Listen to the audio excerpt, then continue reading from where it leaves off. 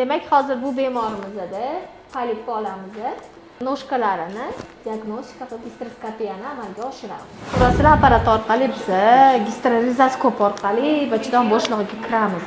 O'zini maxsus nasatkasi bilan tashlaymiz. Mana polip olishni boshladik. Qaranglar, bu yerda hozir hayz yaqindagina tugagan, lekin endometrit hisobiga mana endometriyni qattiq ko'chmagan qismlari bor. Buni albatta olib tashlash kerak, chunki ayollar organizmiga zarar ko'rsatadi. Bu foydali tarafi yo'q. Operatsiyamiz o'z nihoyasiga yetdi. 2,5 sm polip ekan, bachadon bo'shlig'ida ham bitta polip aniqlandi, olib tashaldi. Mana poliplarimizni endi bularni gistologiyaga beramiz. 2,5 sm bo'lib oldik.